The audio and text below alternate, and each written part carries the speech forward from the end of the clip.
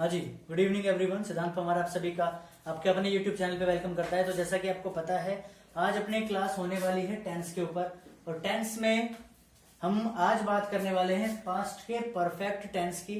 तो इसका इंट्रोडक्शन मैं दूं उससे पहले आपको इस टेंस के बारे में पता होना चाहिए। देखिए एक सेकंड के लिए।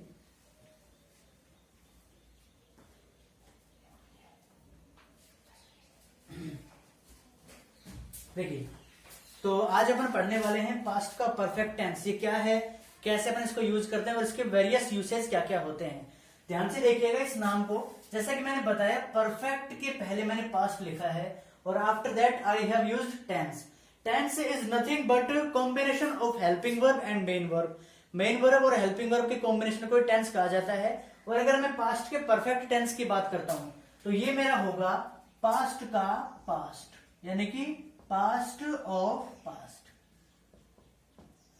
जब हमारा कोई सेंटेंस था वो एक टाइम के पैरामीटर की अगर अपन बात करते हैं, देखो ये मेरा टाइम का कोई पैरामीटर है, ठीक है। प्रेजेंट टाइम में अभी अपन यहां पे लाए करते हैं, यहां पे स्टैंड करते हैं अपन, और इस तरीके से मैंने इस सेंटेंस को स्टार्ट करा है। अगर यहां से सेंटेंस को स्टार्ट हुआ है और एक बार एक एक्टिविटी यहां पे खत्म हो गई थी, दूसरी एक्टिविटी यहां से शुरू होकर के यहां पे अपने प्रेजेंट टाइम में खत्म हो चुकी है। इसका मतलब कोई एक ऐसा एक्शन जो अपने साथ में एक और एक्शन को कैरी करता है, अपने साथ में एक और एक्शन को लेकर के आता है, जिसमें से दो एक्टिविटी अपनी हो गई। एक एक्टिविटी तो ये वाली हो गई और एक एक्टिविटी का पार्ट हो गया मेरा ये वाला। तो जो पहला एक्शन था वो पहले खत्म हो चुका है और दूसरा एक्शन यहां से शुरू हुआ है। तो कहने का अर्थ मेरा क्या बना, I want to say that यहां पे अपने दो सेंटेंस फ्रेम होंगे और एक सेंटेंस खत्म हो चुका होगा, दूसरा सेंटेंस यहां से शुरू होकर के वहां पे खत्म हो चुका होगा। इसका अर्थ ये हुआ कि इसमें दो एक्शन कंप्लीट होते हैं। इस वाले टेंस में दो एक्शन कंप्लीट होते हैं। और दोनों एक्शन की अगर मैं बात करूं कि दोनों एक्शन कैसे बनेंगे, देखो ध्यान से। दो एक्शन होंगे तो पहला एक्शन जो सबसे पहले खत्म हो जाएगा, जो एक्शन पहले खत्म हो जाएगा उसे अपन बनाते हैं किसमें, हेड प्लस V3। क्या बना, जो एक्शन पहला एक्शन, कहने का अर्थ क्या हुआ, पहला एक्शन जो है मेरा, फर्स्ट एक्शन जो हुआ था,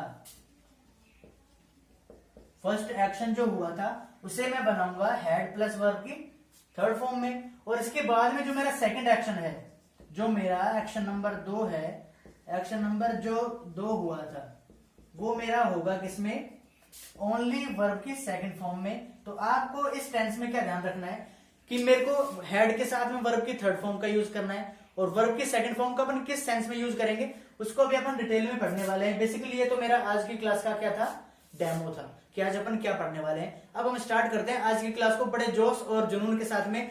आपको कुछ नहीं करना है, चैनल पे बने रहना है और देना है अपने गुरु का साथ, क्योंकि ये गुरु ही आपको आपके उज्जवल भविष्य की तरफ अग्रसर करेगा।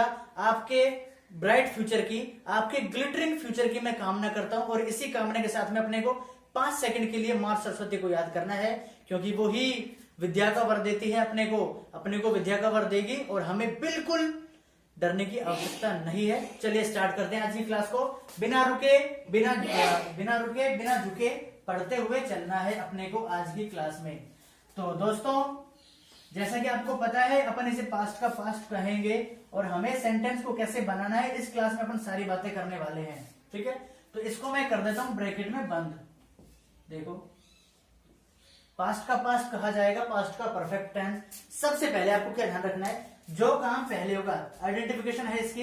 इंग्लिश में मैं बात करूं, कोई भी ऐसा सेंटेंस में आपको कहीं पर भी बिफोर लिखा हुआ मिल जाए, कहीं पर भी आपको आफ्टर लिखा हुआ मिल जाए। इसके अलावा आपको उसमें वर्ब की सेकंड फॉर्म भी मिल सकती है, हेड के साथ वर्ब की थर्ड फॉर्म भी मिल सकती है, ठीक है। और ये सारी पहचान होगी किसकी, इंग्लिश वाले सेंटेंस की। इंग्लिश का कोई सेंटेंस जो आपके पास में आएगा या तो बिफोर के साथ में या आफ्टर के साथ में वर्ब की सेकंड फॉर्म हो सकती है, उसमें हेड प्लस वर्ब की थर्ड फॉर्म होगी। आप ध्यान से सुनना, इसमें जो एक्शंस होंगे, एक्शन फर्स्ट होगा मेरा किस प्रकार से और एक्शन सेकंड मेरा होगा किस प्रकार से। तो जो एक्शन अपन इसमें बनाने वाले हैं, जो काम सब्जेक्ट करेगा, सब्जेक्ट इसमें दो काम करेगा, तो जो काम सबसे पहले होगा उस काम को बनाया जाएगा। इट मीन्स फर्स्ट एक्शन मेरा हमेशा फ्रेम होगा हेड के साथ में V3 के साथ में, ठीक है। इसके बाद में जो मेरा सेकंड एक्शन होगा, जो भी काम मैं दूसरे नंबर पे करूंगा उसे मैं बनाऊंगा ओनली वर्ब की सेकंड फॉर्म में। इस वाली चीज को आपको हमेशा ध्यान रखना है, कभी भी इसको नहीं भूलना है। थोड़ा सेंटेंस को समझने का प्रयास कीजिए। जो काम पहले हुआ उसे हेड प्लस वर्ब की थर्ड फॉर्म में बनाएंगे, जो काम उसके बाद में होता है उसे वर्ब की सेकंड फॉर्म में बनाएंगे। बात समझ में आ रही है यहां तक? पक्का झूठ नहीं बोलना है अपने सर के साथ में, कभी भी अपने गुरु को, अपने डॉक्टर को, अपने माता पिता को झूठ नहीं बोलना है। You have to tell the right thing. समझ में आ रहा है? ओके। फर्स्ट एक्शन हमेशा बनेगा हेड प्लस वर्ब की थर्ड फॉर्म में, सेकंड एक्शन हमेशा बनेगा वर्ब की सेकंड फॉर्म में। ये चीजें अपनी क्लियर हुई यहां तक? ठीक है। अब इस टेंस की मैं बात कर लेता हूं, पास्ट के परफेक्ट टेंस की, कि इसमें जो हेल्पिंग वर्ब है वो मुझे यूज करनी है हैड, और हैड वर्ब की थर्ड फॉर्म है, और किसकी थर्ड फॉर्म है? हैव की थर्ड फॉर्म है मेरी हैड। ठीक है, हैव की थर्ड फॉर्म है मेरी कौन सी? हैड। इसके बाद में अपन और बात क्या करेंगे कि जो थर्ड फॉर्म है, अब अपने पास में हेल्पिंग वर्ब एक ही है। जब हेल्पिंग वर्ब ही एक है तो मुझे क्या करना है बच्चे? सारे ही सब्जेक्ट्स के साथ में, ऑल टाइप ऑफ सब्जेक्ट्स, चाहे वो सारे सिंगुलर हो, चाहे वो सारे प्लूरल हो, चाहे वो कैसे भी हो, एक हो, एक से अधिक हो, हमेशा यूज क्या होगी? हेल्पिंग वर्ब हैड यूज होगी। ठीक है। मेन वर्ब की बात करते हैं, तो मेन वर्ब की आपको यहाँ पे दो फॉर्म्स याद रखनी है। बिफोर के साथ में वर्ब की सेकंड फॉर्म, अगले वाले पार्ट में हेड प्लस वर्ब की थर्ड फॉर्म। आफ्टर के साथ में हेड प्लस वर्ब की थर्ड फॉर्म, अगले पार्ट में वर्ब की सेकंड फॉर्म। कैसे? चलिए देखते हैं। स्क्रीनशॉट लो, इसको फटाफट मिटाता हूं। देखिए, अब हम बात करेंगे किस प्रकार से बिल्कुल जीरो लेवल से स्टार्ट करने वाले हैं। सेंटेंस को मैं ये मान के चलता हूं आपको कुछ भी नहीं आता है, मैं ये मान के चलूंगा कि आपको बिल्कुल भी सेंटेंस बनाना नहीं आता है इस वाले टेंस का। ठीक है, तो पहली कॉन्सेप्ट आज की उठाई है मैंने इस वाले टेंस के लिए, बिफोर की कॉन्सेप्ट। तो बिफोर की जो कॉन्सेप्ट है उसको अपन पढ़ेंगे। बिफोर का मतलब होता है पहले। बिफोर का मतलब क्या हुआ? पहले। ठीक है, बिल्कुल करेक्ट है यहां तक। आप बोलेंगे सर हाँ बिल्कुल ठीक है। तो जब बिफोर आता है मेरा सेंटेंस में, इसको मुझे यूज कैसे करना है अब आप देखिएगा कैसे करता हूं मैं। जब मेरे पास में सबसे पहले ही बिफोर आता है तो बिफोर के साथ में जो वर्ब आएगी वो आएगी वर्ब की सेकंड फॉर्म।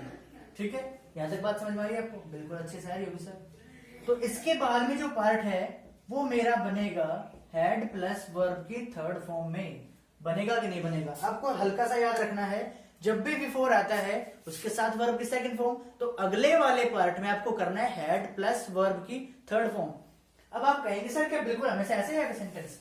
मैं कहूंगा नहीं, इस वाले पार्ट को अपन पहले भी ले सकते हैं, इस वाले पार्ट को अपन बाद में भी ले सकते हैं। कहने का तात्पर्य ये हुआ, कहने का मतलब ये हुआ कि जब हेड प्लस वर्ब की थर्ड फॉर्म पहले आता है तो अगला वाला जो पार्ट है मेरा वो अपने आप ही क्या बन जाएगा? बिफोर के साथ में वर्ब की सेकंड फॉर्म बन जाएगा। बात समझ में आ रही है यहां तक? ठीक है, तो अब इसको आप ध्यान से रखना।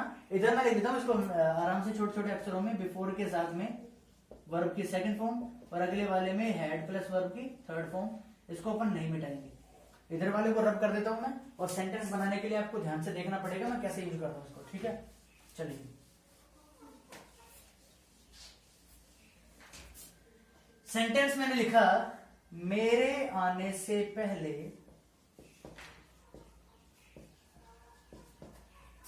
वह खाना खा के जा चुका था।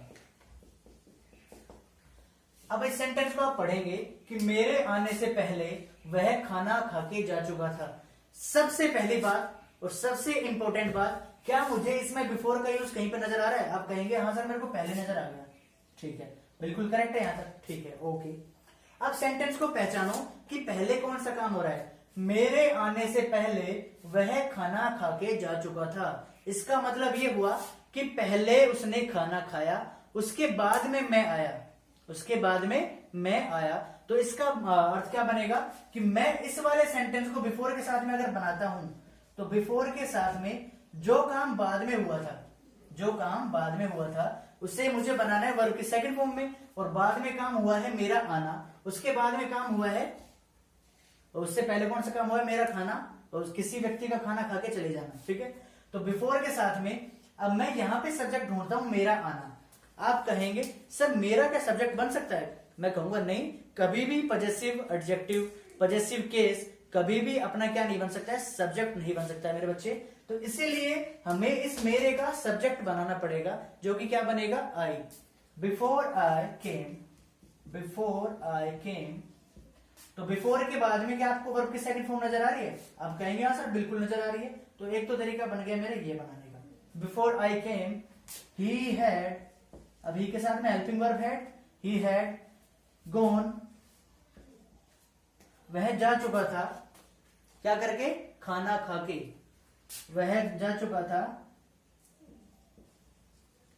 आफ्टर टेकिंग फूड, ठीक है। ही had gone after taking food, वह खाना खा के जा चुका था, कब? मेरे आने से पहले। तो मैं इसको इस तरीके से बना सकता हूं कि ये वाला जो पार्ट है मेरा, उसको मैं पहले लेकर के आता हूं। इस वाले पार्ट को अगर मैं पहले लेकर के आता हूं तो मेरा सेंटेंस बनेगा he had gone after taking food before I came, मेरे आने से पहले वह खाना खा के जा चुका था। बिल्कुल समझ में आया होगा आपको, ठीक है। एक बार फिर से देखते हैं, अगर नहीं आया है तो आपको फिर से ध्यान देना है कि उस सेंटेंस की पहचान करो जो पहले हुआ है। आप कहेंगे सर सबसे पहले तो काम ये हुआ था मेरा खाना, वह खाना खा के जा चुका था, पहले काम तो ये हो रहा है ना। आप कहेंगे हाँ सर बिल्कुल ये हो रहा है। तो जब ये हो रहा है तो इस वाले को मैं हेड प्लस वर्ब की थर्ड फॉर्म में क्यों नहीं बनाता हूं? बना सकता हूं ना, ठीक है।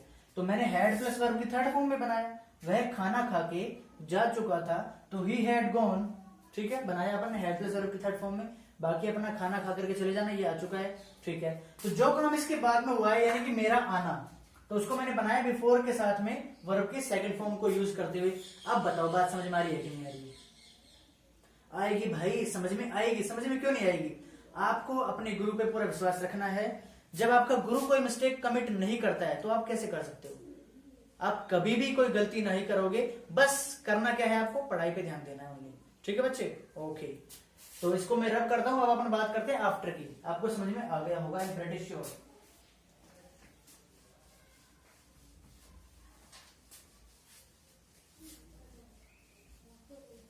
चलिए देखते हैं।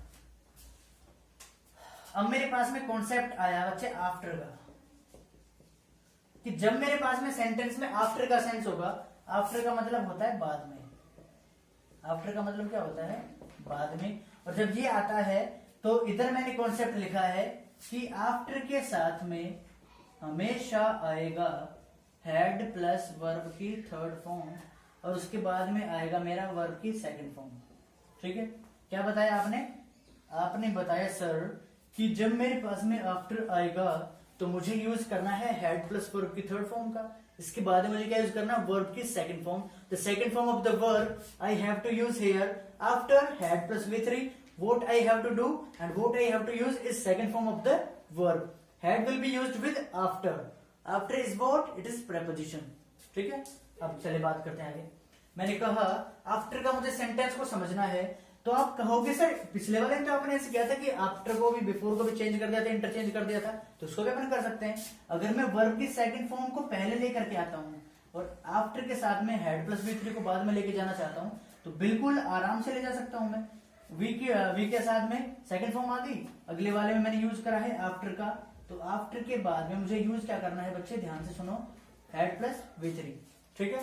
अब इसमें कोई काम अपना करना पड़ेगा कि जो काम पहले हुआ है उसे हेड प्लस वर्ब की थर्ड फॉर्म में बनाना है, जो काम उसके बाद में हुआ है उसे वर्ब की सेकंड फॉर्म में बनाना है। तो सेंटेंस मैंने लिखा मेरे जाने के बाद उसने कपड़े धोए। ये मेरा सेंटेंस है, मेरे जाने के बाद उसने कपड़े धोए। तो आपको सेंटेंस को समझना है जनाब, क्या समझना है कि सेंटेंस में कौन सा काम पहले हुआ है। आपने पढ़ा मेरे जाने के बाद उसने कपड़े धोए, इसका अर्थ ये हुआ कि पहले वह गया, उसके बाद किसी ने कपड़े धोए। तो ये जो मेरा है इसे मैं बनाऊंगा हेड प्लस V3 में, और हेड प्लस V3 की कंडीशन क्या है कि हेड प्लस V3 के पहले आफ्टर हमेशा आता है। तो आफ्टर को मैंने यहाँ पे यूज करा है, बेसिकली यहाँ पे मैंने बाद में लिखा हुआ है, तो आफ्टर को मैंने यहाँ पे यूज करा, after I had gone, after I had gone she washed clothes.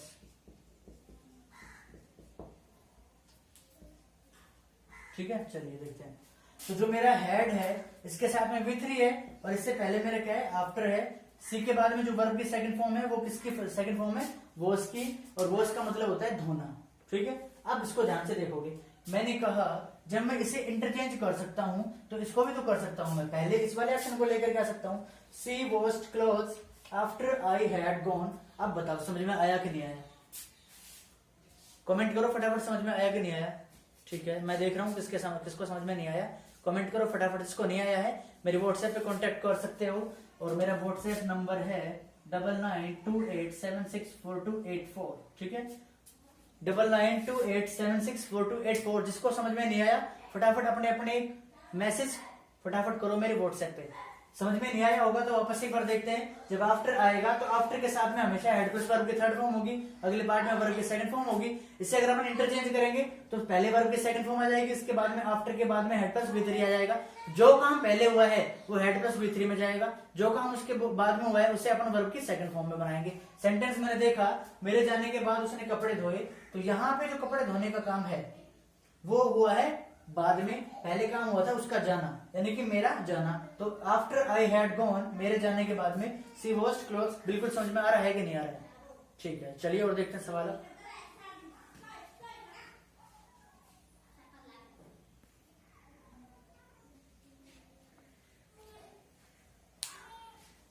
This is मेरा नेक्स्ट क्वेश्चन की अगर मैं बात करता हूं, this is my next question and you have to learn vocabs through this. देखो अब ध्यान से, इस वाले सेंटेंस में आपने पहले देखेंगे सेंटेंस में कौन सा काम पहले हुआ है। When the magistrate reached the jail, the executioner had already hanged the culprit on gallows।